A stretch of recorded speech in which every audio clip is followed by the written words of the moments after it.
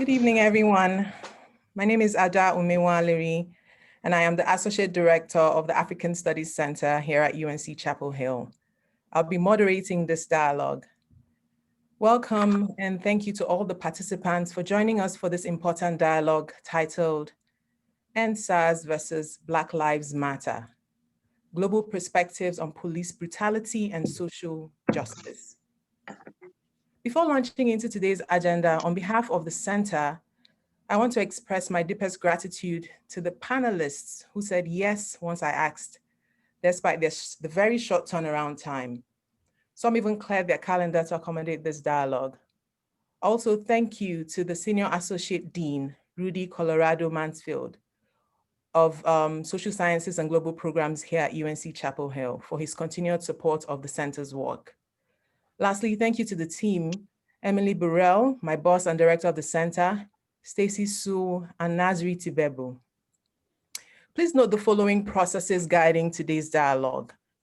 Each panelist will respond to a direct question from me. Once all the panelists have presented, we will take audience questions. Please use the Q&A box to send in your questions. The Q&A feature is at the bottom of the Zoom control panel on your screen. The webinar is being recorded, and the recording will be available on our YouTube channel. It's UNC African Studies Center and website, and also on our website in 24 hours. This dialogue is important. Centers like ours create space for evidence-based dialogue aimed at teaching and informing about the history of and development in the African continent. To today's dialogue. The Special Anti-Robbery Squad, SARS, was created in 1992 and charged with tackling violent crime in Lagos. But over the years, the squad spread all over the country. The SARS squad operates as a faceless 15-member team. They travel in unmarked buses, and its officers often wear neither uniforms nor name tags. Though the secrecy was seen as necessary at the time, as the unit grew and spread nationwide, its faceless nature led to abuse, emboldening members to act with impunity. Please note that some disturbing facts may be shared in the course of our discussion. Many years ago, my family experienced firsthand police brutality during one of the extreme fuel scarcities in Nigeria, which was a frequent occurrence during the military era. My brother and sister had driven across town looking for where to buy gas, or fuel as we call it in Nigeria. When he found one, he queued up and eventually made it to the pump just as the attendants announced they would stop fueling. Suddenly, a group of armed men in military uniform forced their way into the station and wanted to take my brother's turn. He refused. What happened next still haunts him and us. He was beaten violently by 5 to 6 full-grown men wielding guns. My brother was 22 and had just been released from the hospital a few days following his diagnosis for type 1 diabetes, and I have his permission to share this story. We never got justice, and we are considered lucky. The second was when I threw myself over my then spouse as armed military lunged at him, one with the butt of his gun, the other with a gun pointed at us. A friend of mine, Nneka, had 2 harrowing encounters, and we have permission, I'll share one. I have personally seen SARS harassment firsthand twice, and both in the line of duty. The first was in 2015 when stopped while returning from a visit to Eniji Farms in Oyo State with Ike, another friend of mine who's also giving me permission to use his name. Please, from the program officer, from the program director, the security advisor, and another colleague, who I don't have permissions to mention their names, fell on deaf ears. I can never forget the horror I felt that night. The drivers of the cars they had stopped had been taken to the forest around us and were being beaten with what sounded like a heavy wooden object. I remember hearing a man screaming "La ilaha illallah" over and over again while being beaten. The officers were armed and reeking of alcohol. I was terrified. After keeping us for an hour and collecting all the money we had on us, we were allowed to leave. One of our panelists, okay, who's experiencing technical difficulties now but will join us, has experienced several SARS experiences and has met and advocated for their victims. With his permission, I have posted his recent publication on my LinkedIn page, and I'll post the link in the Q&A box. For years, members of the notorious SARs squad unleashed terror, violating rights, carrying out widespread torture, abuse, and extrajudicial killings of Nigerians. With no justice and adequate oversight and control by the government, SARs got increasingly brazen and their notoriety grew. Amnesty International documented 82 cases of torture, extrajudicial killings, extortion, and rape by SARs between January 2017 and May 2020. According to the report titled, Nigeria, Time to End Impunity, Torture and Other Violations by Special Anti-Robbery Squad, SARs.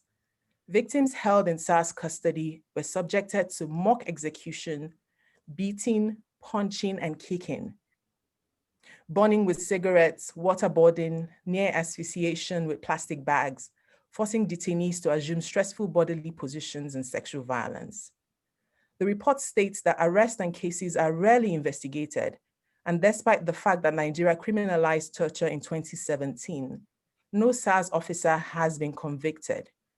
I'll also post the link to the Amnesty report in the Q&A box. Over the years, there have been several smaller scale protests. Various groups, activists, and individuals engaged in futile fights for justice and freedom. This recent protest, which has led to yet again another promise for reform and a disbandment of the group, and subsequently an immediate creation of yet another group called SWAT, or SWAT, with some members of the disbanded SARs as members of the new group. The protests continued as government's response failed to address the 5 demands of the movement. Over the weekend, there were reports of violence, arson, killings, and rape by thugs. The government accused these criminals of being the protesters of being part of perpetrating the violence. The movement refuted this as several videos surfaced showing thugs arriving in what looked like government vehicles / expensive armored cars to different locations and causing mayhem. Yesterday was a dark day in Nigeria. Yesterday, October 20, the violence continued and escalated. Some states imposed curfews. Lagos State governor imposed a 24 hours curfew with a 24-hour notice in a city with incredible traffic situation. But the Nigerian youth stayed undeterred and occupied a major protest site called the Lekki Toll Gate.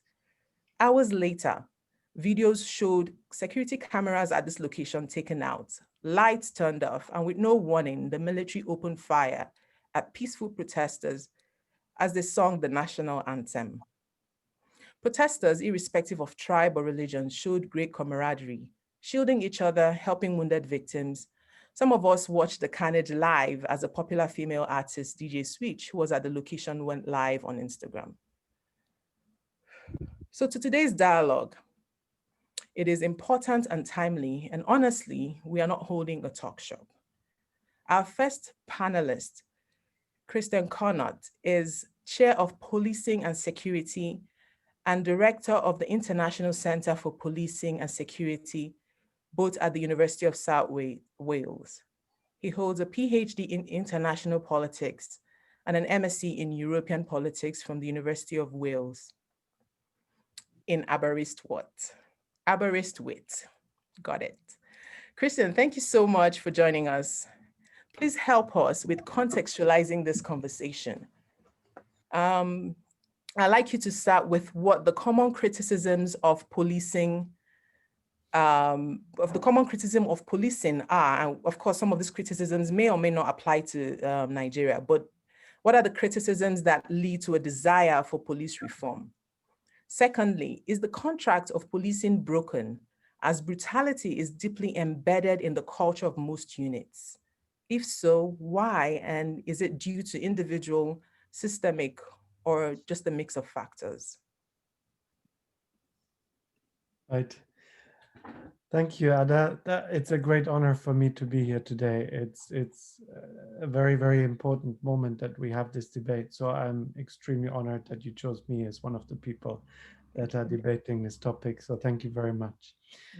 The answer that I want to give to your question has two parts. First, I want to look a little bit about how policing should be in an ideal world, what the functions of policing are, in order to then contrast that to what the policing is as it happened, in order to then answer the question, what is going wrong there? So let me start with, if you like, policing 101, right? Policing 101, what policing should be. In terms of fundamental objectives of policing, of course, unlike what you just described of the scenes yesterday, policing is about preventing and controlling the threatening to life and property. So the very opposite of, in fact, what you've described, what happened yesterday. It is also to aid criminal victims of crime, to protect people in danger of physical harm, very contrary to what you described, where people are actively being harmed. It is to protect people's guarantees, constitutional guarantees in many countries, such as the right to free speech, the right to assembly. Again, the very thing that people were threatened with yesterday. It is also to facilitate the movement of people, sometimes in COVID-19 times also to restrict the movement of people, unfortunately.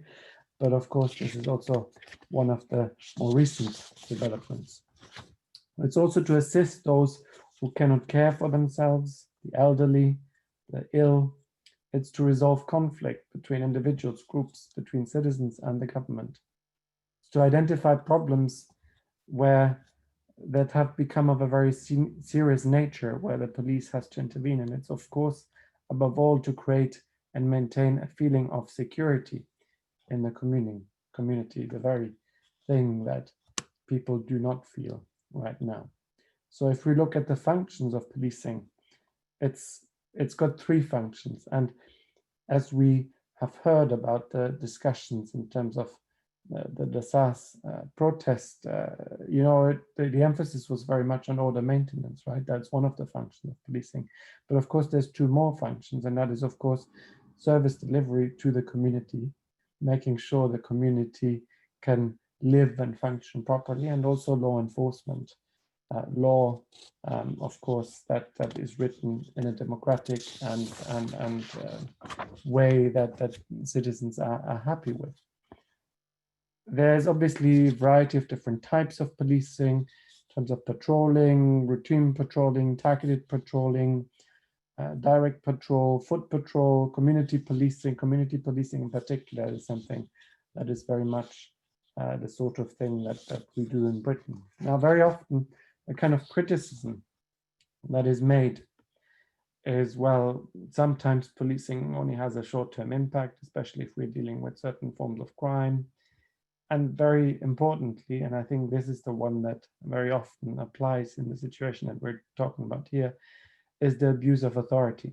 The abuse of authority is one of the most common criticisms that we find when people are unhappy about policing. It is very much the abuse of authority. Sometimes people say that policing can be expensive, that it has an important impact on the criminal judicial system. It uses certain resources from other areas, and it displaces other forms of government. So and the most important one is, again, we're coming back to where we are at the moment, that it has a possible negative impact on the community, because community policing is the very opposite of that. Community policing is precisely about fostering a positive impact on the community. It is very much not being antagonistic to the community. Now, in terms of effective strategies, they tend to focus obviously on victims, they focus on offenders. There's a variety of different interventions that the police can do, from different police forces to outsourcing certain aspects of policing, and of course, hard work in terms of being there. Now, if we look at the situation there, what we're finding, and you've pointed it out in a sense that the situation with SARS is one of the 1990s, but of course, the problems that we're seeing in policing there, they go back a little bit further, if you like. They're not just starting in the 1990s, but of course, what we see is that in the traditional African settings, there used to be particular types of policing that included, community structures, age grades, secret societies, vocational guides, maintaining law and order, largely without the use of violence. Of course, then colonial policing was introduced, and colonial policing had a very, very different type of function. It had a very different type of impact, because of course colonial policing was removed from this idea of community policing, was removed from the actual communities that were meant to be policed, and it was more about maintaining order on behalf of the colonial power. In fact, it was an overemphasis of one function over the two other functions that are very, very important in terms of policing. So what we find is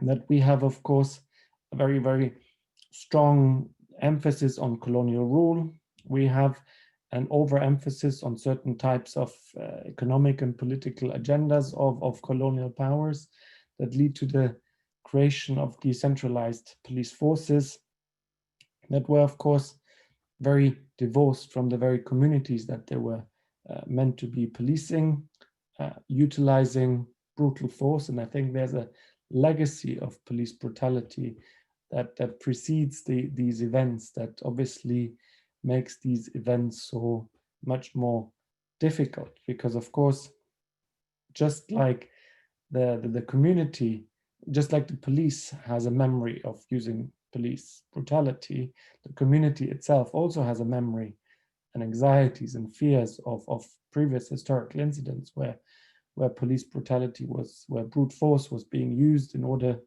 to subjugate those local communities in terms of colonial domination.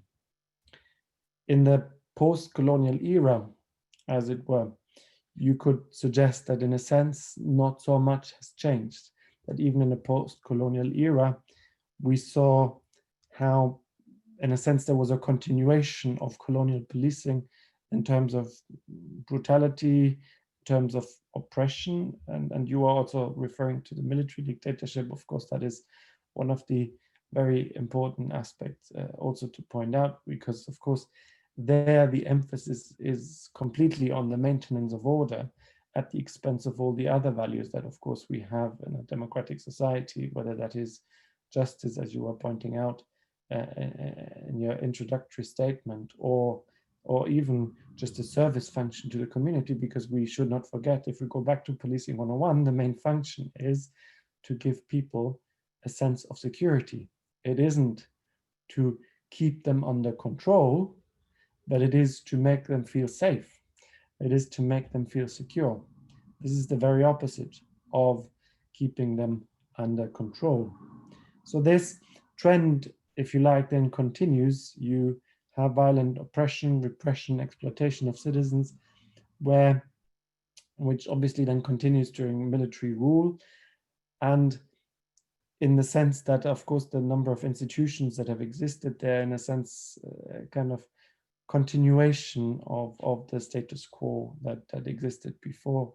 And as we perceive that, then in a sense, it shouldn't surprise us that at some point, of course, that escalates the extent to which we've seen. And I think you're going to now take the next speakers and connect it also to other movements. But I think it is important to point out, as you said in your introductory statements, we've had a number of different movements. If we talk about the Arab Spring, if we talk about a number of course, Black Lives Matter and so on, it is precisely in areas where there's an overemphasis on control and maintenance of order over some of the other values that, of course, in a democratic society, there's not just order for order's sake, but there's also order in order to achieve a sense of justice. And of course, a democratic society where citizens are represented, in fact, and community policing, as we now practice this in Britain, as we perceive if you like, one of the main advantages of British policing today is precisely community policing, is working with the community, not against the community. And I think that is something that when we move forward towards policing reform, I think that needs to be at the center of policing reform, that the community needs to be brought into the policing reform and not a policing reform that goes against the community. So at this point, I will leave my remarks, but I will also look forward to continue the discussion with you. Thank you.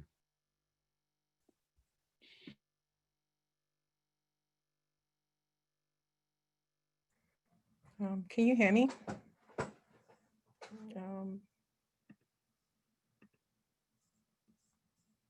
Can you hear me? Okay. Thank you, Christian. Very good background. It's definitely insightful and makes sense, you know, with your reference to traditional forms of, historical forms of policing back home with the age grade and community policing, and then the colonialists came in and just to enforce law and order introduced policing, which is similar to what you see in the US with policing historically set up to catch slaves, quote unquote. Our second panelist is Samuel Fury Charles Daly. He is Assistant Professor of African and African American Studies at Duke University. Sam has secondary appointments in the Departments of History and International Comparative Studies. Samuel holds a PhD in History from Columbia University, Master's in African Studies, University of Cambridge, King's College, and another Master's in Historical Research Methods from the School of Oriental and African Studies, University of London, one of my alma mater, Sam, by the way. Sam has deep knowledge of Nigeria, its history of policing, its history, policing, social and cultural context, the Biafra War, to mention a few. His extensive related writings concerning different issues in Nigeria is also commendable. Thank you, Sam, for joining us. Yesterday, following the development in Lagos, you posted 2 tweets. I was following you as follows, and they read, "What looked like the beginning of a new Nigeria yesterday looks more like the return of an old one today." And you followed it up with another tweet, quote unquote, "The parallels to similar incidents during the military rule are so obvious. First the blackout, then placing the blame on unknown troops, then a hastily convened commission of inquiry. Scratch beneath the surface and the military way of governing is still there," end of quote. Please, can you explain more? Also, please share the key findings of your latest article titled "Policing and the Limits of the Political Imagination in Post-Colonial Nigeria," especially how your findings validate the push for the SARs protests, history of police brutality in Nigeria, and connections to the BLM protest in the US. Okay, great. Thank you so much, Ada, for putting this panel together. I'm grateful to you and also to the African Studies Center at the University of North Carolina at Chapel Hill for convening this very timely and important panel. So as Ada mentioned, I am a historian, and most historians are notoriously bad at predicting the future. And the article that Ada mentioned is a good example of that. This article argued that the Nigeria police force was embedded in Nigerian society and politics in such a way that it was difficult, I argued, to imagine the Nigeria police coming to an end. And yet, over the last couple of weeks, that is exactly what young Nigerians have been talking about in the streets, on the internet. And I think this goes to show that sometimes too much thinking about the past can constrain my sense of what is possible in the future. I will be honest, I did not see this coming, although I am delighted that it has happened, although yesterday's events are extremely tragic. But what I can do, rather than try to predict the future, is give a sense of where SARs and the movement against it come from in the longer view of Nigerian history. SARs was part of a package of repressive law enforcement tactics that all of Nigeria's military regimes used, as Christian mentioned. And I think this is an important part of its DNA. I also believe that it's difficult to disentangle SARs from the history of colonialism, which I also want to talk about briefly. The law enforcement agencies that Nigerians live with today can trace their genealogy back to military rule in many ways. And of course, military rule lasted in Nigeria from 1966 to 1999 with 2 brief interruptions. So we're talking about a long chunk of Nigeria's recent history. And during those years, soldiers were in charge in Nigeria. And those soldiers used the tools that they had at their disposal to control young men in uniform, to control soldiers, and turn those tools into tools to police civilians. And this had disastrous consequences for civil liberties in Nigeria and for kind of ordinary quality of life matters there. So the measures that the military turned against civilians included, for example, a special tribunal to deal with armed robbery cases specifically, and that tribunal imposed the death penalty very liberally. It also included a whole host of different special forces and squads that were given broad mandates to deter crime, basically at any cost.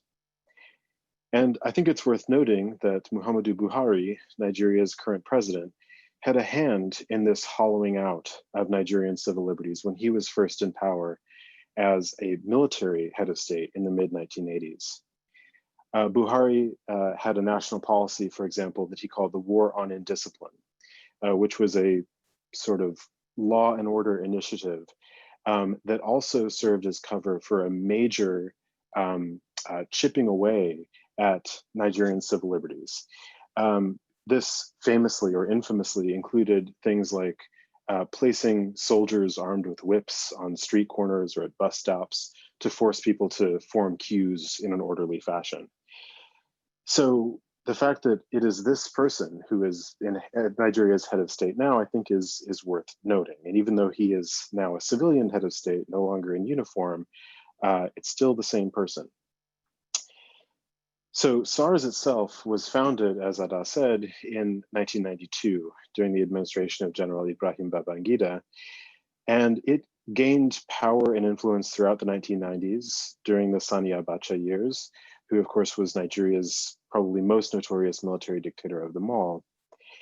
And the pretext for SARS operation was throughout this entire period, the repression of crime.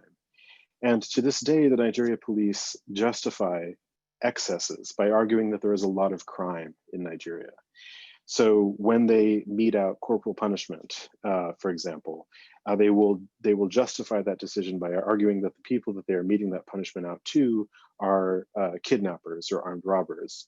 Or when they search someone's cell phone or computer at a checkpoint or on a bus, which is very much not permitted, they will justify that by saying that they are combating cybercrime. So then, in the present and in the past, the suppression of crime has served as a specter to justify authoritarianism and the violation of civil liberties. And because some of these are real criminological problems, cybercrime is a real problem in Nigeria. Armed robbery was in the 1970s. This means that a lot of powerful people who might have the capacity to control SARS and organizations like it do not, because they don't want to appear soft on crime or something like that. So in the 1970s, when these repressive measures were first really introduced, it was armed robbery that was the crime that soldiers used as the pretext to prop up their authoritarianism.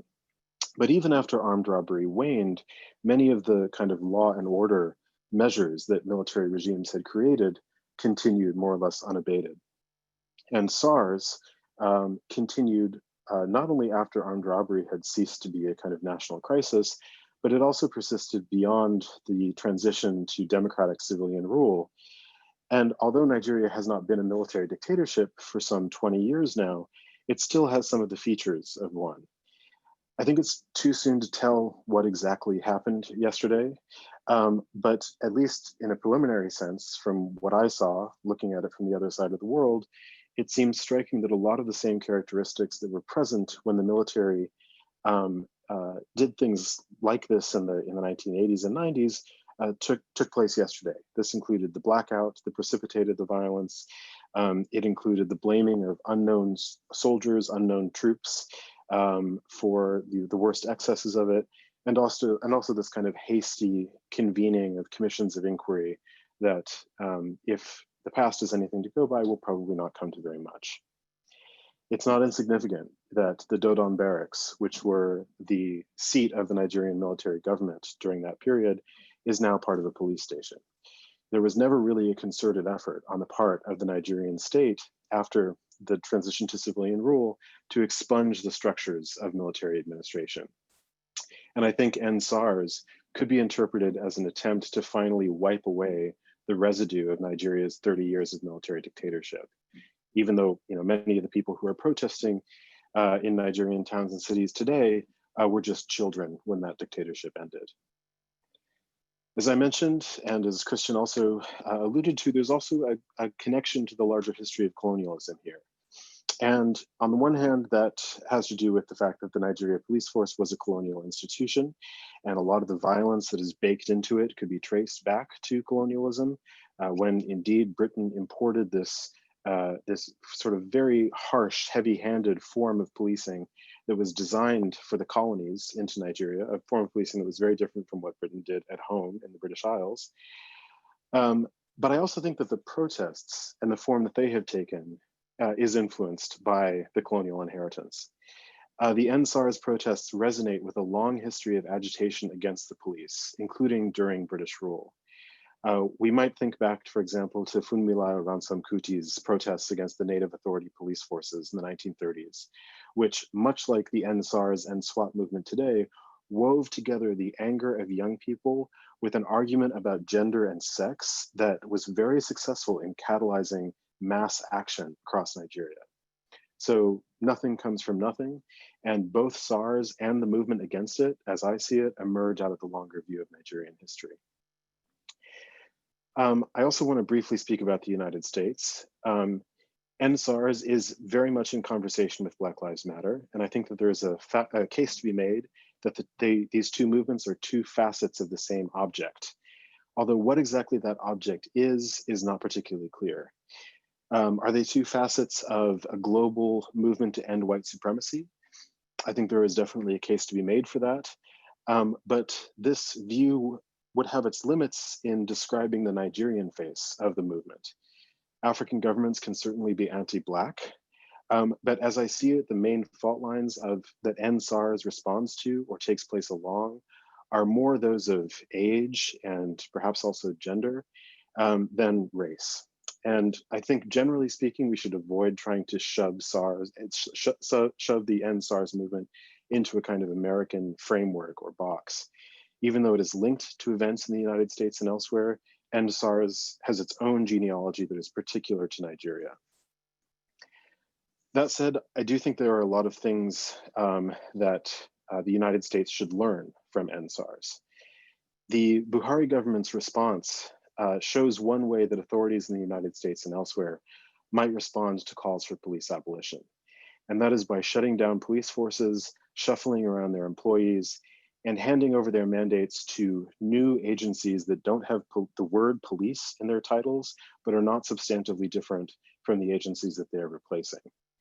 So to critics of police brutality in the United States, I think Nigeria offers a lesson about the pitfalls of false or premature success, given that Buhari did in fact dissolve SARS, but very clearly that was not a solution. And it is also a lesson to American policymakers. American policymakers should be paying attention to Nigeria because what is going on currently is an illustration of the fact that cosmetic reforms satisfy no one, and they have a tendency to lead to more demands from the public, not fewer. So again, although I want to insist on the fact that the movement against police brutality in Nigeria is distinct from its American counterparts, that said, there are a lot of similarities between Nigeria and the United States that both countries ignore at their peril, especially the United States. Both countries have long histories of police violence, even though the genealogy of that violence is different. And as recent events are teaching us, both Nigeria and the US are fragile democracies. And as the end game of police protest comes into sight in the United States, Americans should look to Nigeria for a sense of what might happen next. So I'll end there, but thank you very much for organizing this panel.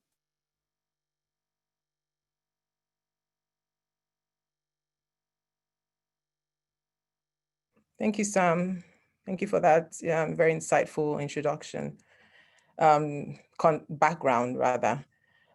We've been trying to get our third panelist on the phone or to even just connect, and he's experiencing very serious internet connectivity challenges. I have OK on the line with me, and he would attempt to respond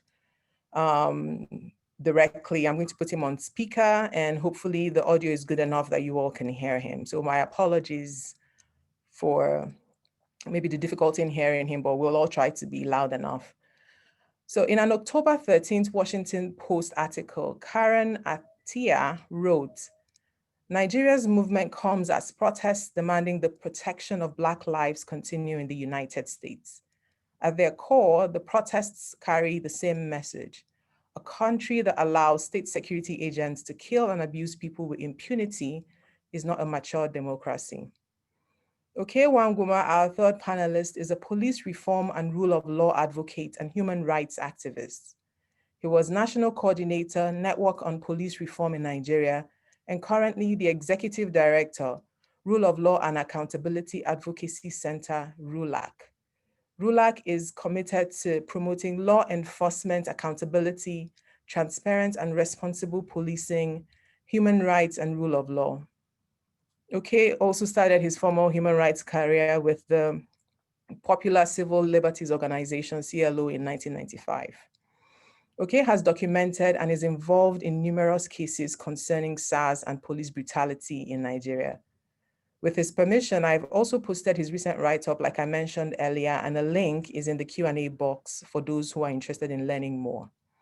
Please also note that it contains graphic, detailed accounts involving torture, physical and sexual abuse. Okay, thank you for joining us. Before yesterday, I had one question for you. But following yesterday's unfortunate development in Lagos, permit me to add one more. Can you play out the different possible scenarios to try and explain to us what happened at the Lekki toll gate yesterday? The truth is we are all appalled, and leaders should and must take responsibility for their act, must take responsibility. But Nigeria is a society where there is essentially a total collapse of the rule of law. How easy was it for yesterday's carnage to have been decided on and executed? The point I am getting to is, who could have masterminded/ordered the shooting? Secondly, what is the current state of the fight for police governance reform? And you can do this by explaining the contents and reach of the recently passed Police Reform Act. Okay, I wonder, did you hear me? Did you hear the questions? No. I'm just telling you now. Okay, you are live now. The first question is, I was pretty much talking about the Lekki incidents yesterday. And I said, you know, our leaders should take responsibility, but Nigeria is a society where there is essentially a total collapse of the rule of law. So how easy do you think it would have been for yesterday's carnage to have been decided on and executed?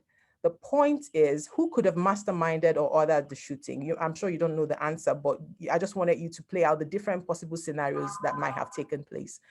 And the second is, what is the current state of the fight for police governance reform?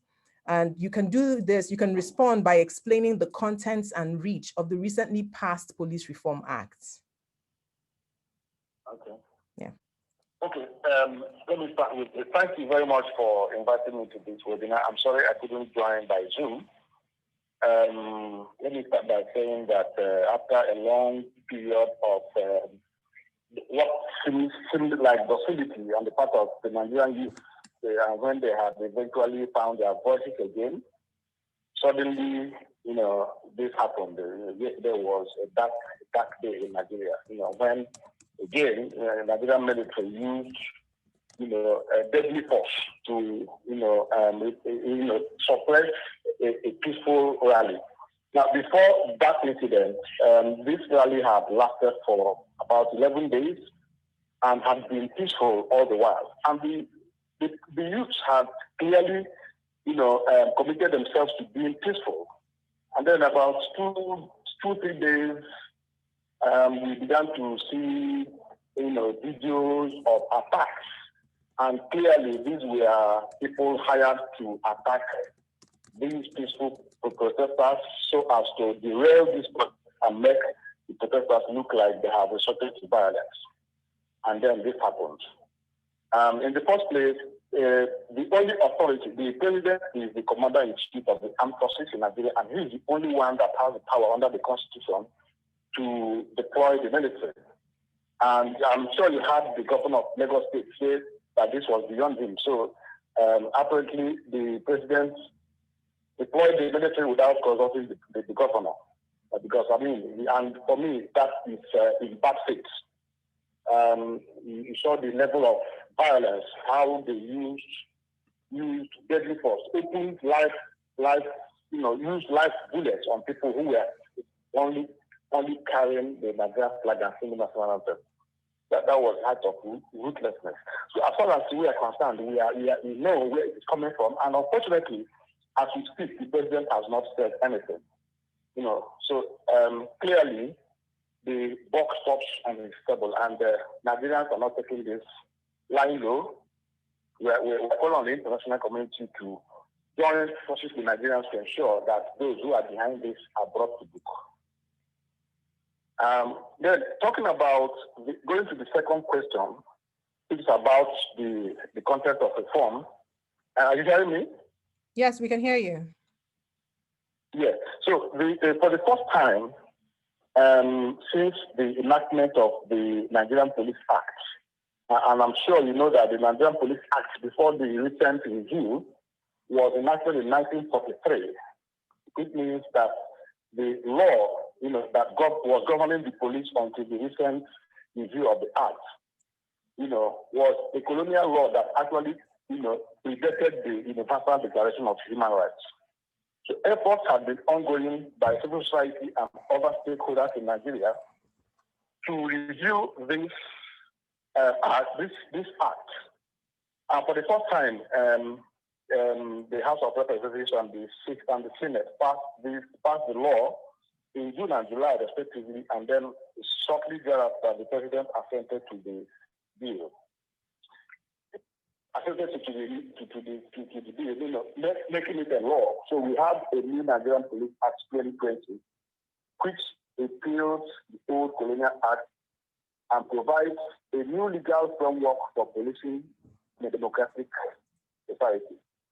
The Act sets out its purpose and objectives, including the provision of safety and security, protection of lives and property, protection of human rights, transparency and accountability, community collaboration, and partnership in crime detection, prevention, eradication.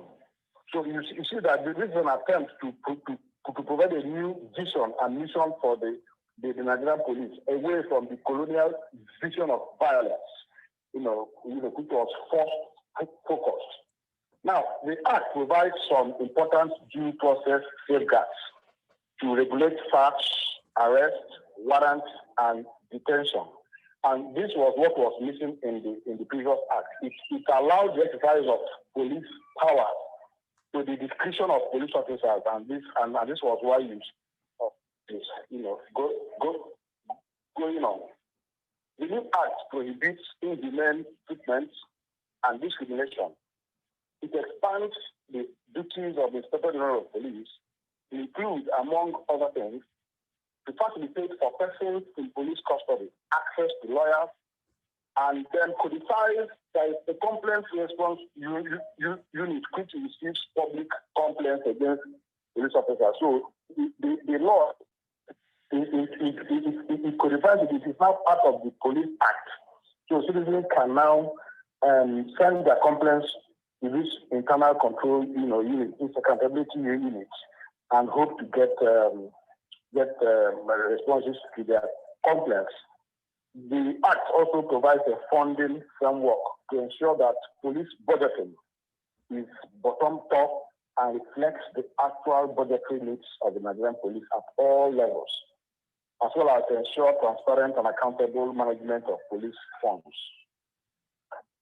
Security of tenure for the IGP. Before now, there was no stipulated tenure for the Inspector General of Police, but now the Act stipulates a 4-year tenure for the Inspector General of Police and requires the Inspector General of Police annual policing plan that captures the policing objectives, priorities, costs, and outcomes for each year. The Act also seeks to promote professionalism by providing for training and retraining for police officers, prioritizing human rights and collaboration with experts in different fields, including psychology, forensics, and other relevant professional fields. The Act also provides for crime data management and monthly reporting by state commissioners of police and the Inspector General of Police to state attorney general and the federal attorney general on the number of arrests made at the end of every month. So it also gives magistrates and judges supervisory role over police arrest and detention. There are, however, some controversial areas in the law, such as the issue of the power to conduct police recruitment. If you're following the developments in Nigeria, you notice that there has been this perpetual conflict between the Office of the Inspector General of Police and the Police Service Commission, which is the statutory body set up with the 3 mandates of appointing police officer, persons into the Nigerian police, except the Inspector General of Police, promotion and discipline.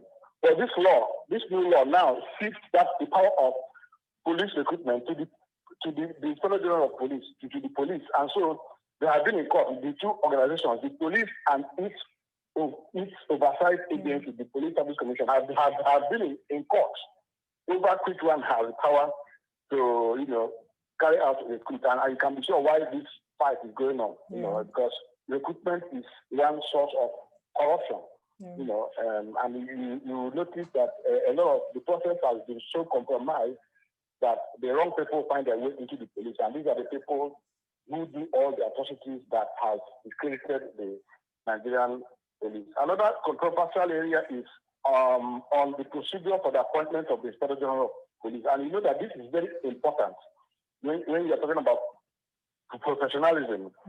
Currently, as it obtains, the president single-handedly appoints and can fire the Inspector General of Police, but this is not even what the law says. There is a body called the Police Council, which includes the governors of all the states. They ought to meet with the president and receive reports about security across the states, and then they will advise the president, and as well as advising when there is vacancy for the office of the Inspector General of Police. But what happens is that the president exercises the power. So this law tries to stipulate the number of times that the council must meet to address issues of security and appointments.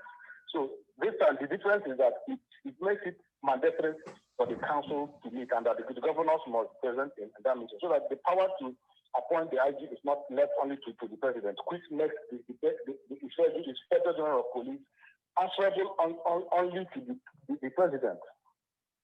And then, we think also that having now passed a new act, there is a police regulation that is a subsidiary part of the act. The act provides the framework, but the police regulation provides the meat in terms of the do's and the don'ts by police officers. So there's also the need to review that regulation. It's also part of the colonial, law that we inherited at independence. So civil society needs to engage government and all strategic stakeholders that have roles to play in implementing the new law, including to ensure improved funding, transparent and accountable management of police funds, improving police welfare and humanizing the police, human rights training, tackling abuse, corruption and misconduct by strengthening both internal control and disciplinary procedures and external accountability mechanisms to effectively deal with complaints of abuse of power. We note that inadequate funding provides the excuse for police investigators to demand money from complainants and accused persons to investigate cases, creating room for corruption and violence. Because sometimes you find that people who fail to give bribes to the police often get abused, you know. So it makes them prone to corruption and violence. There's need also to tackle corruption at the highest level to make change possible at the lower level. And I'm saying this especially with regard to the established system of returns, whereby junior officers are required to make monetary returns to superior officers to retain what they see as lucrative postings. This is why corruption is institutionalized in the Nigerian police. If we want to deal with issues of torture, which is the primary means of police investigation in Nigeria, we need to address the issue of forensics. We need to increase forensic capabilities within Nigerian police to eliminate the resort to crude means of interrogation, the use of torture to obtain information or to extract confession and bribe. And finally, because I know that I have limited time, I said that police must uphold the rule of law in their operations, including compliance with court orders. There are so many court orders mandating directly the police to pay compensation to victims of human rights abuse. The police does not comply with this law. So let me stop here. Thank you very much. I'm still going to keep you on the line. If you don't mind, I would keep you on the line for the rest of the dialogue. Is that okay? Yeah, that's fine. I'm fine. Okay.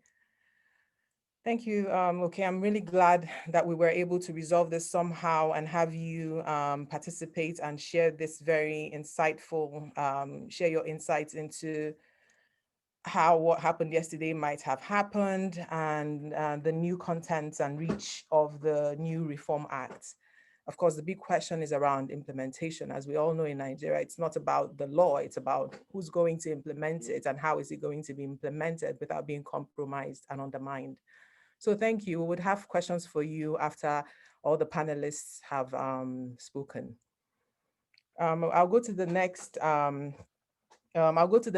speaker. In the past few weeks, we are seeing a rise in protests all over the continent. To mention a few, in addition to Nigeria's End SARs, there's Congo's hashtag Congo is bleeding, Namibia's hashtag shut it all down, South Africa's hashtag is am I next, Cameroon's is hashtag Anglophone crisis, Liberia is, in addition, Liberia is rape national emergency. Ivory Coast and Ghana is hashtag child trafficking. Our fourth speaker, Tutu Alicante, is a human rights activist, founder and director of EG Justice, the only human rights organization focused exclusively on his native country, Equatorial Guinea. Tutu is a graduate of the Columbia Law School. Tutu, thank you for always supporting the work of the center. You never hesitate to support me and the work that we do here. So thank you very much. As Executive Director of EG Justice, you focus on tackling and dismantling oppression blocks in EG, in Equatorial Guinea. You have managed to do all this incredible work outside Equatorial Guinea, but you've still somehow managed to successfully mobilize locally. Tutu, the popular quote, "Nobody is free until everyone is free," cannot be more apt to describe the state of every Black person and Africa's current climate. What do these uprisings and resistance in Africa mean for the continent? And how can alliances be formed across countries and diaspora, supporting each other's fight? Thank you, Ada. Thank you. And actually, I want to start by expressing my deepest sympathy to all the Nigerian families who have lost loved ones throughout the last few days, and expressing my solidarity, my predisposition to folks like Aisha, Oke, and others who are still in the front line fighting this fight, right? I think fundamentally, and you alluded to this earlier, Ada, you know, there is a sense, not just in Nigeria, but throughout Africa, that there is a complete collapse of the rule of law. I think throughout Africa, many of us, many young people are beginning to realize that governance, basic governance, not even good governance, is non-existence. As deeply kleptocratic governments are using the military and using all the institutions of the state to keep themselves ensconced in power, using the police to actually exert the most brutal violations, human rights violations on citizens, just to protect the wealth that a small minority of people are keeping, right? So there is a widening of the inequality gap across Africa. Now, I think all of us here as panelists and most of us here as audience understand that Africa is a continent and we cannot overgeneralize.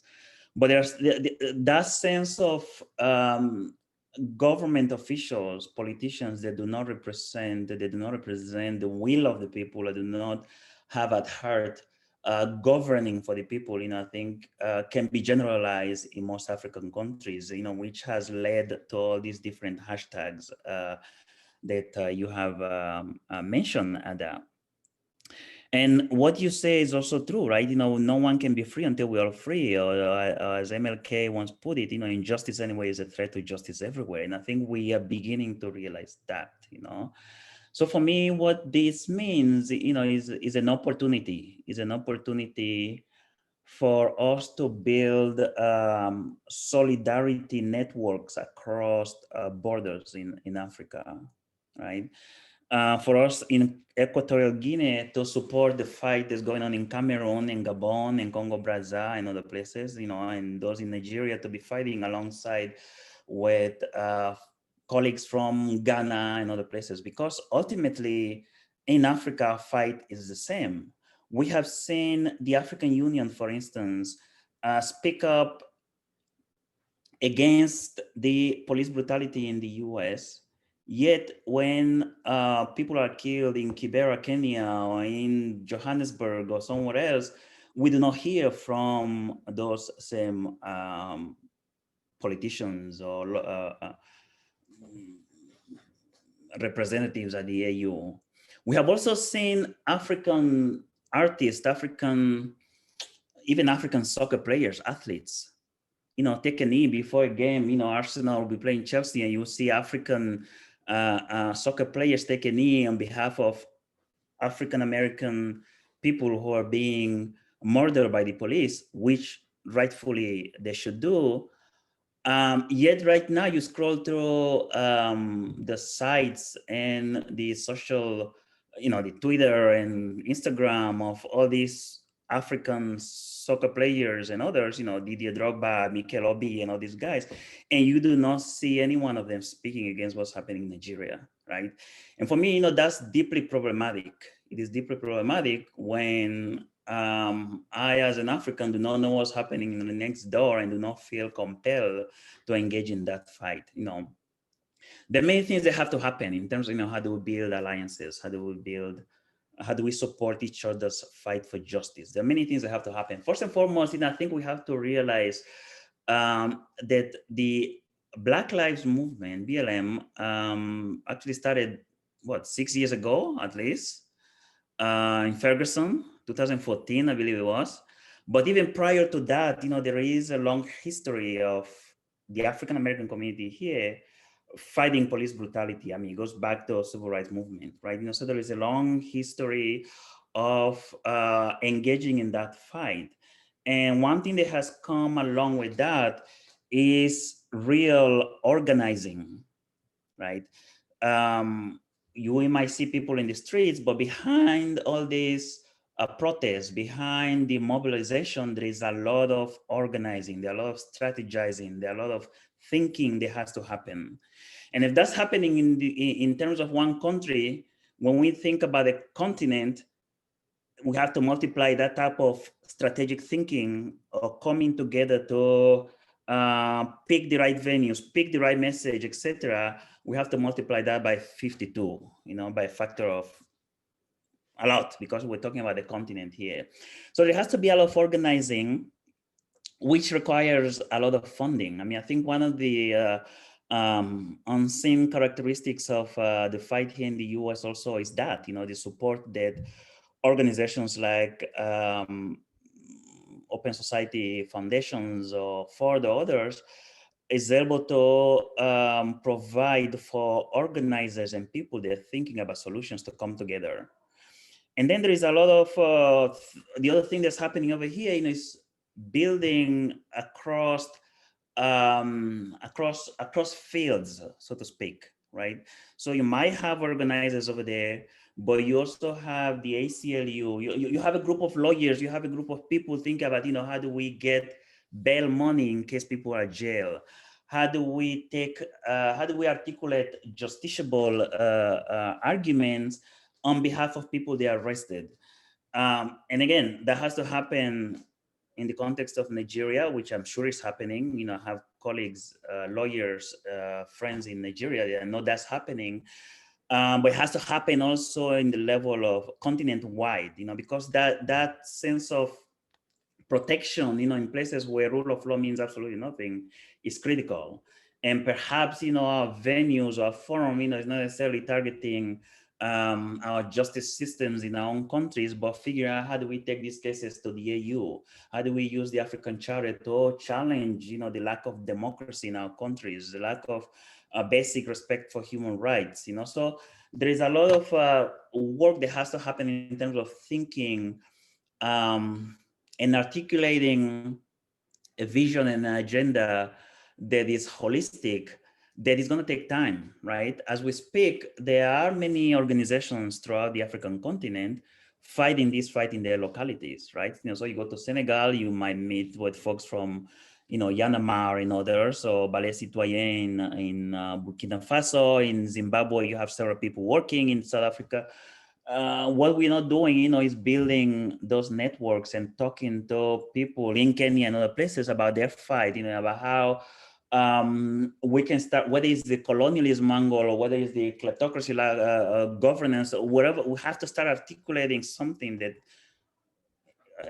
here in the US is being successful in some ways because it's so easy to articulate, right? Black Lives Matter.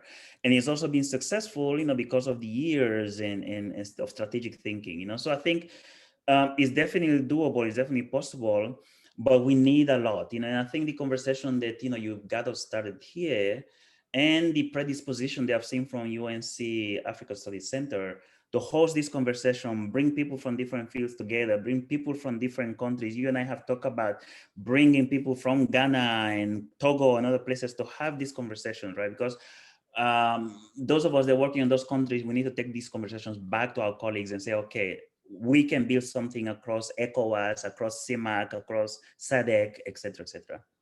I'll stop there.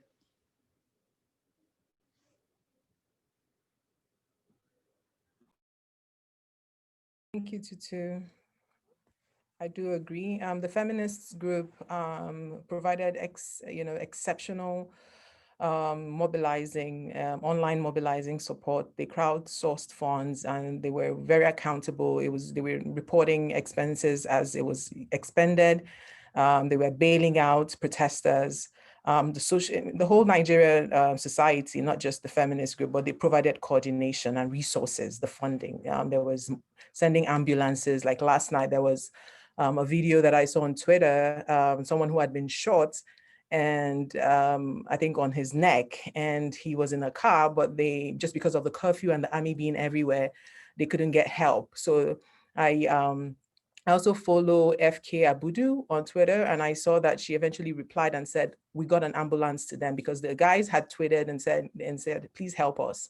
So somehow they mobilized and found and got help for these individuals who were stuck and bleeding and in pain. So the group is quite, the protests right now, the movement is quite organized in terms of, providing those kind of supports that you mentioned, but we need to scale things up and we need to also re-strategize at this point. So thank you, Tutu. BLM is a fight against systemic oppression. BLM is a structurally decentralized political and social movement fighting against police brutality and racially driven violence against Black people. By BLM, I mean Black Lives Matter. The hashtag End SARs fights against police brutality and violence against Black people by Black people. Our last speaker, Aisha Yesufu, is a Nigerian social political activist and co-convener of the Bring Back Our Girls movement, an advocacy group that brings attention to the abduction of over 200 girls from a secondary school in Chibok, Nigeria on 14th April 2014 by the terrorist group Boko Haram. Aisha has also been at the forefront of the End SARS movement. Most of the pictures that you see have her with her arms up, either that in her blue dress or kneeling down. That's Aisha. Aisha, Nobel laureate and Holocaust survivor Elie Wiesel said, and I quote, "There may be times when we are powerless to prevent injustice, but there must never be a time when we fail to protest." This morning, I listened to Governor Jide Sanwo-Olu. In his remark, he mentioned the lack of leadership by the movement as a challenge. I've also seen different positions for and against the movement not having some form of leadership.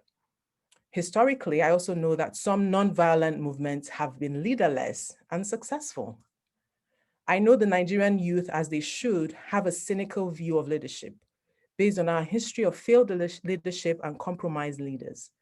However, we know that leadership is required to plan and resolve different strategies, different stages of any strategy and possible conflict, as is happening now. In a 2012 Reuters article, Robert Helvey, a US colonel, points out that while the Egyptian students brought down Hosni Mubarak, they didn't have a follow-up plan, which allowed the Muslim Brotherhood to step in and take control. They won a battle, they won an important battle, but they had their prize snatched from their hands. After what happened yesterday, how should this movement proceed? How do Nigerians stay unsilenced and resilient? In essence, what needs to happen next?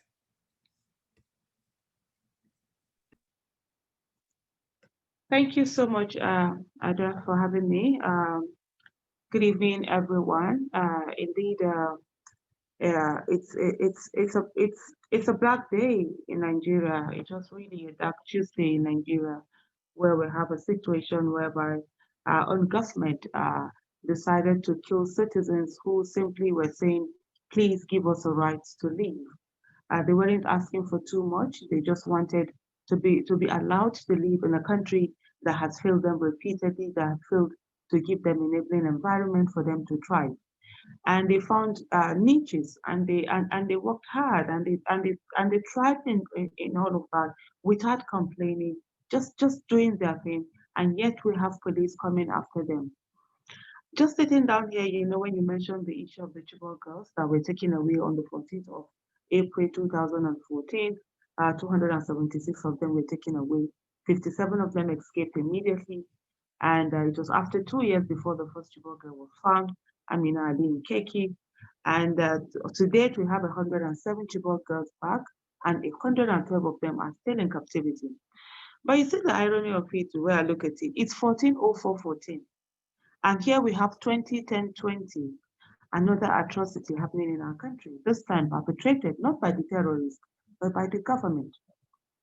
Over the time we have heard since the NSAS movement started and the protest started, the government has continuously said that there's no leadership, so because of that, they don't know who to talk to or whom to address or who to negotiate with. But the thing is that, like you said earlier on, there's so much coordination, there's so much cohesion. The NSAS movement has provided more leadership than the Nigerian government. The Nigerian government, unfortunately, is the one that has shown lack of leadership. They haven't been anywhere. Nobody is taking responsibility for anything. There has been silence. Yes, leadership has been turned into almost like a dirty word in Nigeria, because several times you have people who have trusted in their leaders and they have been betrayed.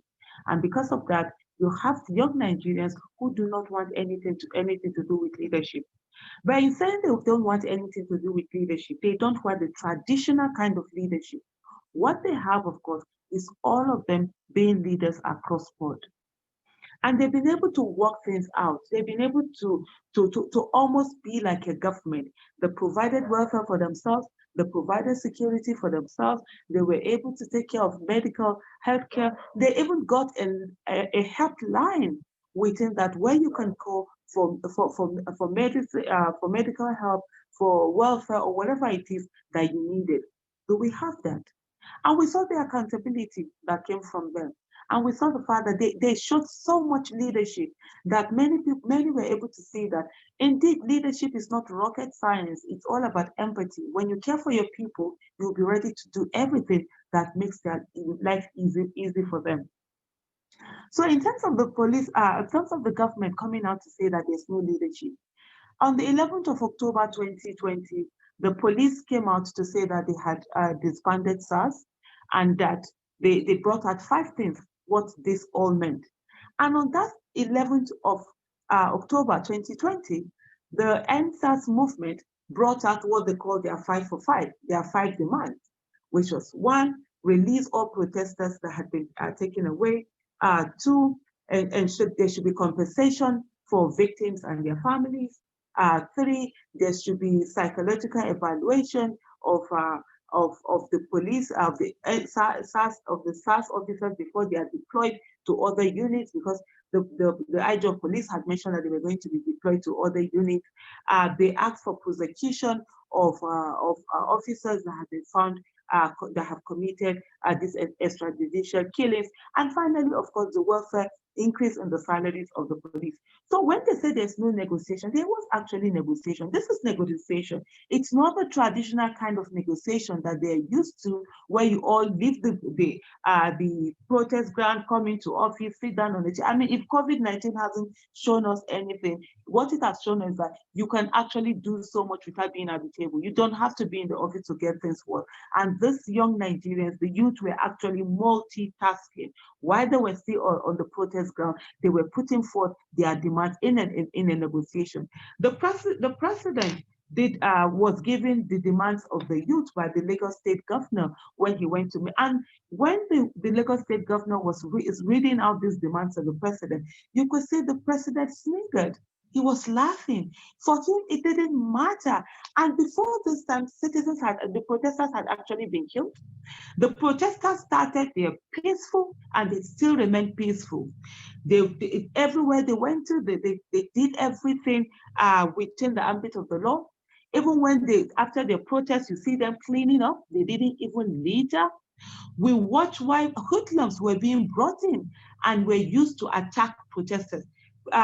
Military, yesterday was not the first time that military were brought in. Military were brought in earlier when we were in Abuja. We had gone to the National Assembly. Military came in to attack us, to beat up protesters.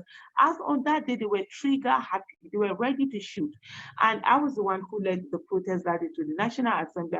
I went with the protesters there, and I said to them, I came in and said to them, look, we do not want any bloodshed. You don't give them room for them to come and shoot. And so over the last few days, we've seen situations whereby the government hired troops, hired thugs, hired hoodlums to attack protesters, to beat them up, to attack them. There were a few times that the protesters were able to overpower some of the thugs that were sent to them, and they handed them over to the police. The police refused to collect them. Some will say to me, why do I think that, oh, it's the government that hired the protesters? They came in police vans.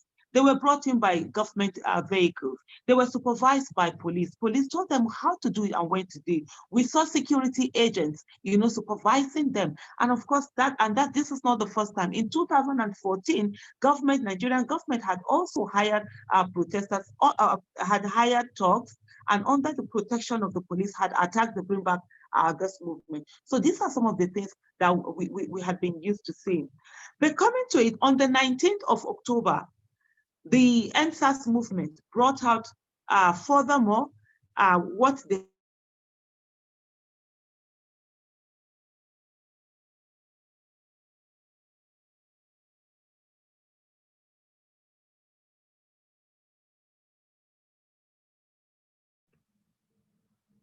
I think Aisha is hanging. Let's see if she. They wanted. Hello, can you hear me? Yeah, we lost you for a bit, but you're back.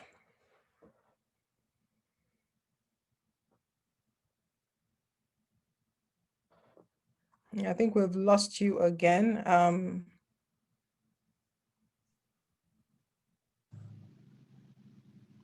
Aisha, can you hear me? Hello, can you? Yeah, I can hear you now. Fortunately, I'm using my phone and I don't know, so many calls are coming in It's okay. and stopping that. I'm sorry about that. No. And so by the 19th of October, they brought out this thing to say, okay, this is the way the government is supposed to implement it. The government that we're saying that has leadership is the one that is actually not doing anything. The group who keep saying that they don't have leadership are the ones who are actually bringing forth what to do. And they brought out this thing. Also amongst that, they said protesters that have been arrested, they need to be released. The National Human Rights Commission, they need to constitute the governing body, because right now there's no governing body. So whatever panel that is being put together, at the end of the day, will be seen as null and void, because it's not constitution. The National Human Rights Constitution, the National Human Rights Commission does not have a governing body to have the power to do that. And they also talked about the issue of that. There are some officers that have been indicted over the years, and yet they are working freely. Some of them have been promoted, and they needed to have them arrested and prosecuted. They also talked about, these are some of the things that they wanted. They brought out the things they wanted now, the short-term to mid-term things that needed to be done, and then the long-term things that needed to be done. And that was on the 19th. And we saw on the 20th what happened. The massacre that happened, where first of all, they took out the lights, and the Lagos State government is complicit in this. There's no how that they're going to take themselves out. They took out the security cameras, they put off the lights that normally are not put off, and at the end of the day, people were killed, people were shot. Let's not forget that this is not the first time that the Nigerian military has done this. They did it with the Shiite group in December 2015. Over 300 Shiite members were massacred. They were killed by the Nigerian military. They were buried. We have seen situations where IPOB that are agitating for Biafra have also been killed in this manner. So Nigerian government has continuously murdered its citizens, and the whole world had looked away. Our citizens had looked away, and we have for the first time a situation whereby the youth of Nigeria are coming out to say, no, it is no longer business as usual. They're not going to look away. Their docility is over. They're owning their voices and they're speaking. And they did it in such a way that inspired every Nigerian. But yet we have the government coming out to fight them the way they have always fought any other agitation that they have gotten over the generation. But before I go, one of the things that I need us to understand is that this protest, this End SARS protest, it's not just like any other protest that we have seen that is protest of empathy. This is a protest of survivor. Most of the people, they are victims. A lot of families have been victimized. A lot of families, anywhere you go, there's one story or the other about End SARS brutality, and it's unbelievable. And there has been this culture of silence, because people know that if they speak out, they come after you, they come after the family, they take the person out. And it's been so unfortunate what people have had to go through. And what the protesters are saying right now is the fact that if they leave the street now, if they go away, the police are going to come after them with more brutality. And we've seen like a video that had been circulating where some police had young people who had their arms in the air, were walking, and they would say, oh, you want to End SARS, God punish your father, what you want to do. These are people who repeatedly say to Nigerians, we will waste you, we will kill you, nothing will happen, the president will not do anything. And on the 20th of October 2020, we have indeed seen why the police are so brazen to tell us that they're going to kill us and the president will not do anything. Because indeed, citizens that came out to protest to the president to say this is what is happening to them, they are being killed under the cover of darkness. They came out into the light to say to the president, stop them from killing us. And what did they get? They were killed by the same government, by the president sending the men in, and the military can only be deployed by the president. and it has happened, and it's almost 24 hours now, about 24 hours now. It's over 24 hours since that. There is not a single word from the President and Commander-in-Chief of the Federal Republic of Nigeria, Muhammadu Buhari, neither from the his second in command, Professor Yemi Osibanjo. There's a massacre in Nigeria, there's a genocide in Nigeria, and the world must not look the other way. They must insist that the right thing is done. They must find justice for the family, and both of them, the leaders of Nigeria, must be stopped from further killing citizens of Nigeria. Thank you so much. Aisha, thank you. Thank you for sharing. Thank you also for being here. We spoke yesterday and I know how heavy it was for you. So I do, this is the fight, that's why you're here. Despite how you're feeling, you're showing up and creating and speaking and contributing and letting your voice, this lone, loud voice be heard. And we have to keep up the struggle. The point you make is very critical. And I hope, which I doubt, that the leadership of the country understands that this is a protest of survival. So there's a difference. I hope they do, but hopefully it would hit them. And then the most daunting of all is that the head of state isn't addressing his people at a time that there is total chaos, fear, and uncertainty. If as a parent, if your light goes off at home and your kids, are screaming in different places, you run to them and reassure them, oh, it's okay, mommy's here or daddy's here. But we have a leader who has gone silent at the time that his children, quote unquote, need him. And I don't have the words I want to use, I can't use because I'm the associate director of the African Studies Center. So I don't want to put my department in trouble. We're going to the Q&A. We've received, it's been very active. The Q&A box has been, very active. There's a question directed to Christian, and Christian, I think it's more a clarity question. So Carla, I think it's Carla. Actually, no, it's not Carla. It's Christiana Ashibogo. She says, it's a comment in reference to policing in Britain. She says, there is still brutality and overzealous policing here against Black people. So-called community policing in Britain is non-existent. Can you just quickly redress, her concerns, please? Yes, I mean, the philosophy of policing is community policing. It is something that was deeply ingrained in the policing structures and so on.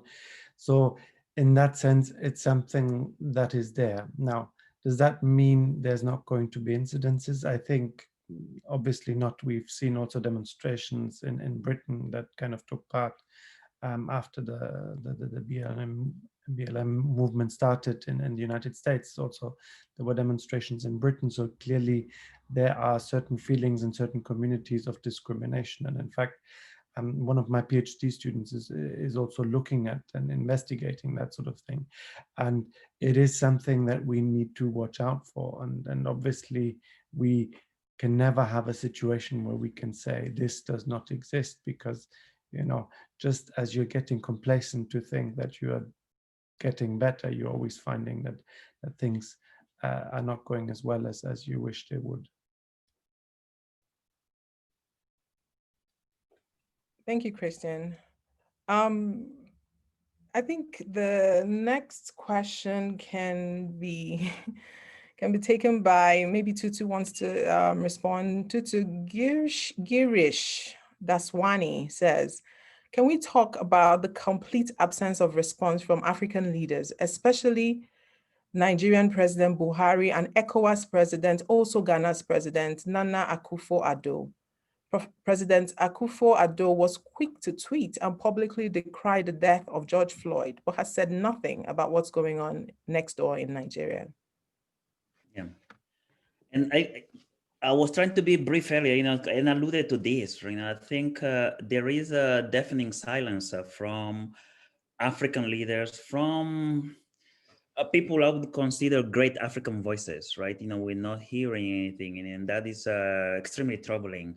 I think this, again, it calls for those of us working with African institutions, whether it's ECOWAS, for those working on regional work there, or the African Union, African Commission, to be pushing our commissioners, to be pushing these policymakers, at the AU in Addis Ababa and other regional policymakers. These are the time when you need leadership at a continent wide level. This because the issues that we're seeing now in Nigeria, again, are prevalent everywhere. Police brutality has increased in most African countries since February. As governments have used the COVID or coronavirus pandemic to become a lot more brutal. If prior to COVID, our police was synonymous with arbitrary arrest and torture and impunity, that has only increased in the last few months, right? Yet, there are no great voices from the AU, there are no voices from the regional systems, and I think those of us running human rights organizations should be thinking about, the African Commission is about to meet again. What should we be taking to these commissioners, and how do we amplify whatever message civil society NGOs take to Banjul next month? How do we amplify that beyond Banjul? How do we make sure that this becomes a conversation that is had continent-wide? I think one of the great things with Black Lives Matter, is that yes, there were problems in the US, but you had people in the streets, in all over the world, basically, all over the world, in Japan, all over the world. And I think, we can do that in Africa, but it requires us to think strategically, push our leaders, push our institutions to take these issues seriously and not just latch on to what is happening that seems, quote unquote, cool, because it affects someone in the US and the global community, is paying attention. Hello, Adam.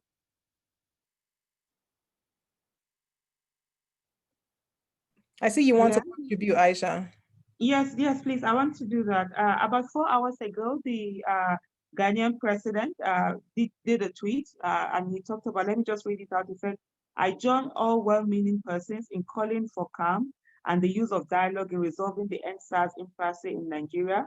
I've spoken with President Buhari, who is committed to this end and has begun the processes that will lead to reform. Violence, be it on the part of the police or protesters, cannot be the solution. To the families who have lost their loved ones, I express my sincere condolences and I wish the injured a speedy recovery." That's about 4 hours ago that he tweeted that. But I think what I just wanted to add also is the fact that in Africa, mostly you have leaders who do not care about their citizens, to whom their citizens' lives don't matter. So in that way, sometimes it's very difficult for you to get empathy from the rest of the world. And for example, things will happen in Africa. The Nigerian president, if this had happened in any other country, maybe the Western country, he will be the first to reach out to them. He will be the first to put out a statement. But when it affects his own people, he never does. And so sometimes you can't even you can't even blame other people, because it's like you're crying more than the bereaved, when indeed the bereaved hadn't even told you that anything has happened to them. Just quick one before I go. In 2015, 2,000 people were killed in Baga. The Nigerian president did not say a word. A few days later, there was the attack in France. I think that was Charlie Hebdo, where some people were killed. And immediately the Nigerian president, who never said a word when 2,000 of his people were killed, did a condolence letter to them. So it's the way our own leaders are treating us. And sometimes, there's something I say, look, Black lives will not matter until Africa gets its acts together. This thing is about economy. It's not about the color of our skin. It's about the fact that we are looked upon as downtrodden. We're like economic refugees and we have nothing. The day we get our acts together, we put good leadership in place, we take our place in the world, the Black lives will matter. Thank you, Aisha. Sam, can you talk briefly on, someone asked the question on how can we decolonize? You've touched on the history of Nigerian policing. Christian did that as well. okay as well, who am unable to get on the phone, also made reference to the history, you know, the roots of the Nigerian police system that we see today. I know that there is a Police Reform Act, but we know that there is that is not enough. So the question is, how can we, how can decolonization of, the police system work? What structures needs to be broken? Is it this protest? Is it the reform? Is it a mix of different factors? Thank you for that question. I don't think that I am the person to say, honestly. I think that as someone who is sort of removed from Nigeria, it is not my place to determine what is or is not the best path. I will say, though, again, as a historian, that I am wary of the language of decolonization, not for ethical reasons, but because the military elites that I talked about earlier themselves use that language of decolonization to justify some of the rollbacks of civil libertarian protections that paved the way for organizations like SARs. And I can go into that in more detail at another time, but I think that whatever the future is going to look like, it's going to be determined by this moment. I think this is a real point of inflection in Nigerian history. And Aisha, I think, is quite right to call this a protest of survival. And it's a protest of survival not only of individual Nigerian people, but also perhaps a protest of survival for the Nigerian state as a whole. People have been predicting the dissolution of the Nigerian state since before Nigeria was even independent. And of course, that remains a kind of fixture of Nigerian political discourse today. I think right now, the Nigerian state is being tested. And as the movement against SARs balloons into a larger and more potent critique of the Nigerian state, full stop, there's really no saying what is going to happen and what that process of building a future and of decolonizing, as you call it, is going to look like. That's not a very satisfying answer to the question, but that's all I think I can say about it. I appreciate you contributing, Sam, and I understand you preferring that someone else responds. Aisha, I'm sure we'll touch on it when I give her the last. We are running out of time. Actually, we are out of time, but there's a lot of, someone just posted yesterday, we were protesting along Old Airport Road when a group of thugs went into the market in Jos and started burning cars and destroying property. Unfortunately, there was security present and no arrest has been made. Now the government has imposed curfew in the capital of Plateau. We will continue the struggles after the curfew. Can the international community come to our aid? I feel like Nigerians have to fight for Nigeria. Like, yeah, we still need external support. We need a lot of support, but we need to let our numbers do the work for us. And it brings me to the question about diaspora. We have a lot of Nigerians outside Nigeria, and diaspora doesn't necessarily mean outside Nigeria. You could be, if you're from my state of origin, Enugu, and you live in Lagos, you're living in diaspora, you're not living in Enugu. So, but when I say diaspora in this context, I'm actually referring to Nigerians who are outside Nigeria who, how can we hold space for the movement? I feel that, there is a role for the diaspora. And I know that in Sudan, when the Sudan protest happened, its diaspora community pretty much ran things from outside Sudan and support and brought attention to the issue and some resolution, and in so many other countries. So I think it's a question that Aisha can respond, Tutu can respond, and if Christian or Sam would like to add, please contribute. And the last question was, what is the way forward? We have curfews happening, increasing violence, a silent leader. What do we do? What is the way forward at this point? So I would open the floor to all the panelists to contribute to my first question, and then Aisha, maybe you can close us out with the way forward. And Tutu, if you also feel like adding to that, please let me know.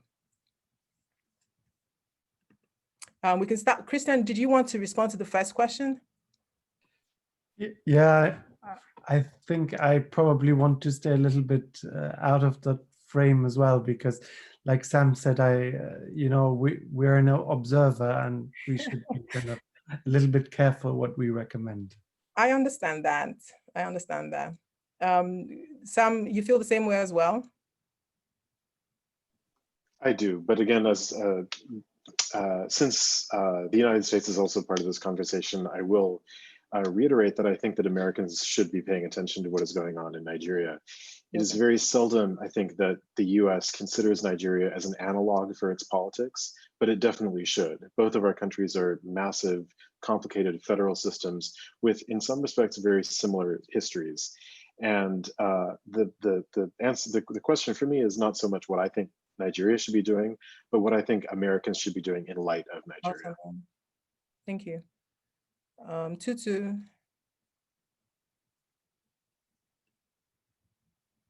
You're muted, Tutu. Hi, Zoom. Thank you. I was just gonna say, I mean, I think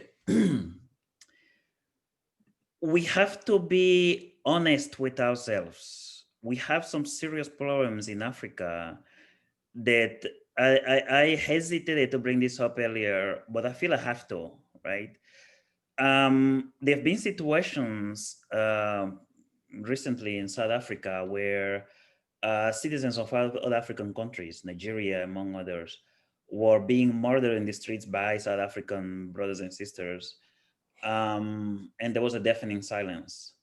There are situations every single day in Equatorial Guinea where the police and citizens are brutalizing other Africans, you know, and with silence. We have a serious problem of who we are as Africans that, you know, unless we deal with, Black lives, as I should say, you know, will not matter, you know.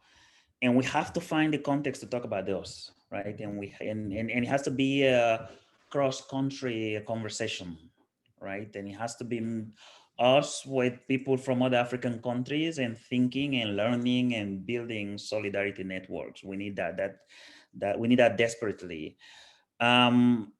I'll take the part about, you know, what's the way forward. I mean, I think the way forward, and a couple of days ago when you asked me to be on this panel, I mentioned some of that to you, right? You know, I think a way forward here is broadening the spectrum of people that, you know, that need to be part of these conversations, right? You know, we should have more African women, more young African people at the forefront of this fight.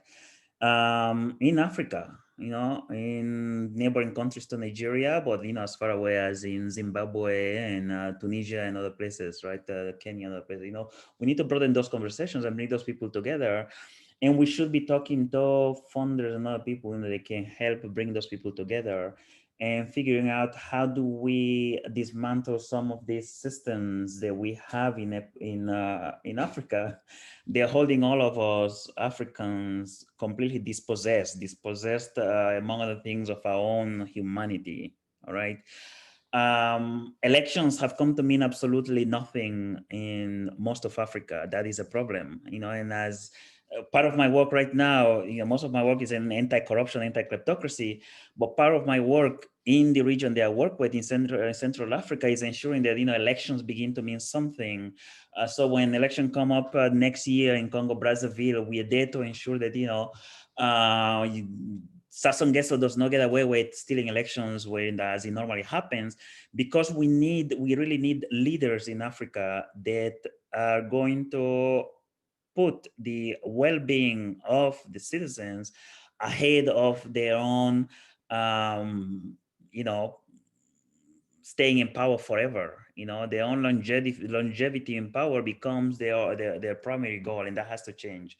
We need new leadership in Africa. We need young people of African descent, young people of Africa in the diaspora, to come back to our countries and say, you know, look, let's build from the ground up. Let's organize in our neighborhoods. Let's have representatives in our villages that represents the well-being of the people, that represent the will of the people, you know, and build from there. I mean, I think this is the only way. I mean, in the Central African region where we are, we do not trust any of the people in power to change what is happening over there. It has to come from us young people saying, you know, we have agency in this process, and we are going to change this regime. We are going to get rid of these corrupt kleptocrats, and we are going to institute systems, a judiciary system that cares about the rule of law.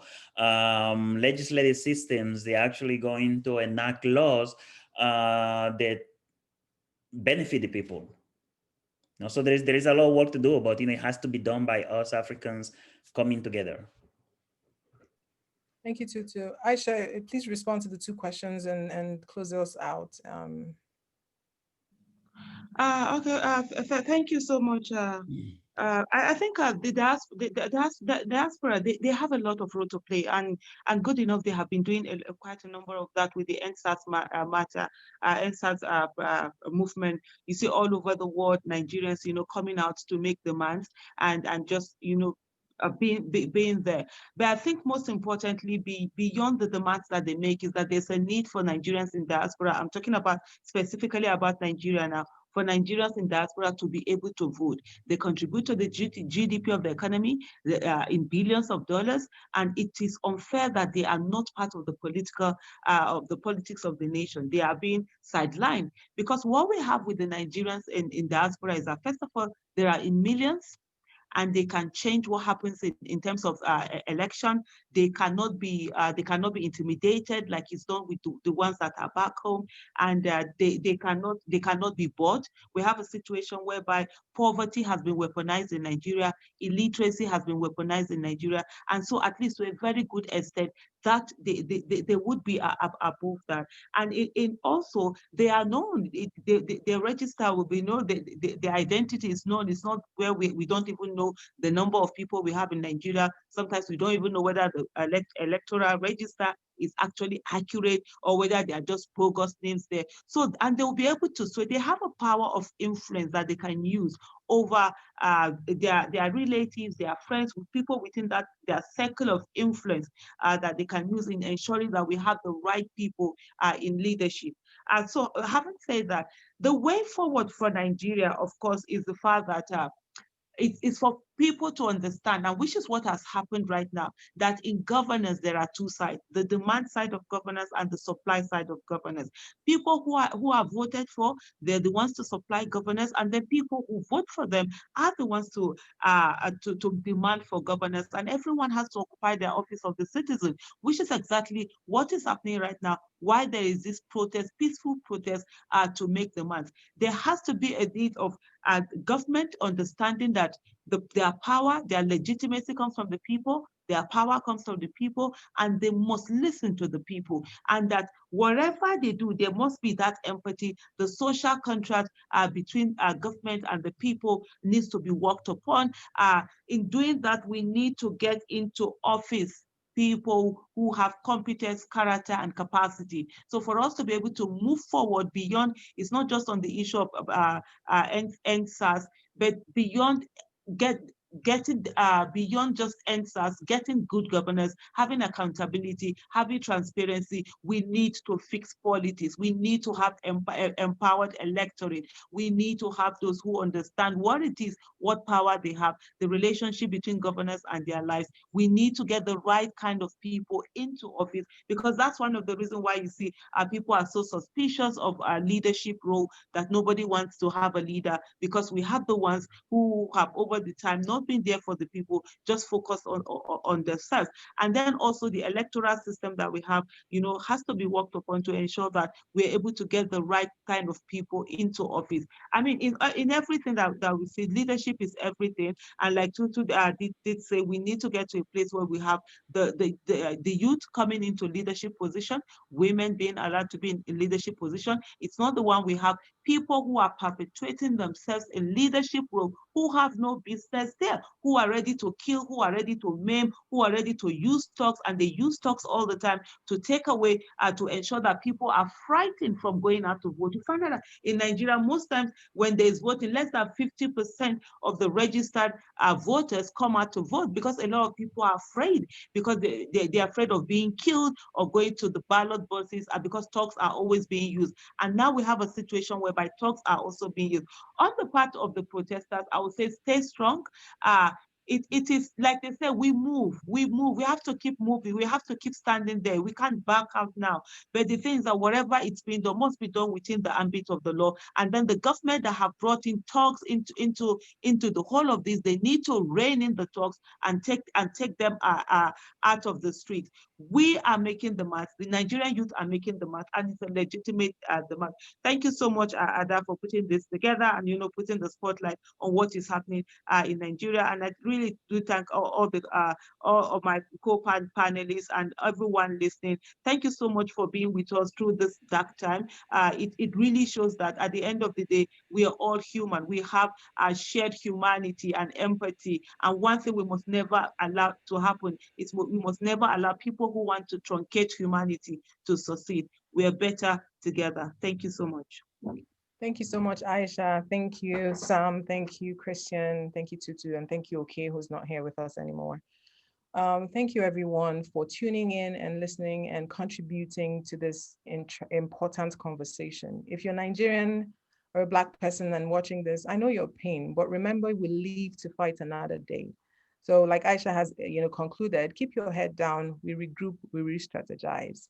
I came across one of your quotes, Aisha, or was it I listened to something and it says, yesterday's victims were once survivors, but being a victim in Nigeria today is no longer a matter of if, it is a matter of when.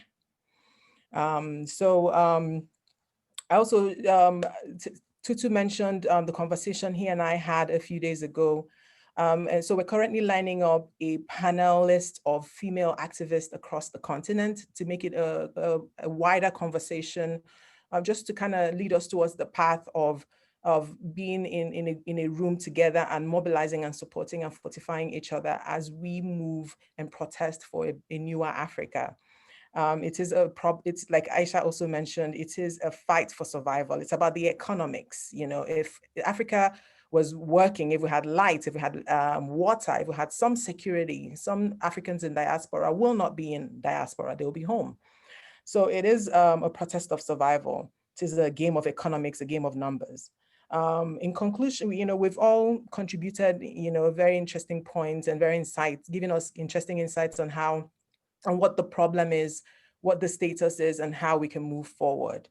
So it's important to build solidarity across, as Tutu calls it, solidarity networks across Africa. We have to broaden the spectrum of Africans involved in this dialogue and include more people. We need Africans in diaspora so we can build, from the ground up. It's also important that the work we do, we remember that it's all about, the politics.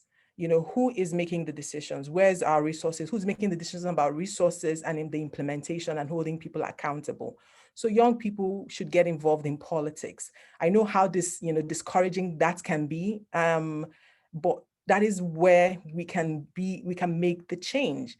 So if young people all over Nigeria and all over Africa go in and get their voters card, register and become part of a political party or a new political party. I wouldn't want to be a member of either party, but a new political party, despite the challenges and the difficulties that might look, the gloom of the possibility of that party being successful in the election. I think that is how this movement can make tangible changes. So start thinking about getting involved in politics and questioning your representatives. Get involved in electoral work. Take on a leadership position. And as Aisha said, we move. The point Tutu raised about, I also try to reach out to the feminist group, some members and some female celebrities who've been vocal about the issue. And if you're watching or if you know them, let them reach out to us. We want to pull this panel together so we can continue this conversation and take our conversation and make them actionable. And I can be reached on through our website or through the UNC's Facebook. There's also an email, an official email, africa@unc.edu. africa@unc.edu. So thank you everybody for tuning in. Thank you. And I hope everybody stays safe and keep your heads down. We live to fight another day. Thanks everyone. Bye. Thank you.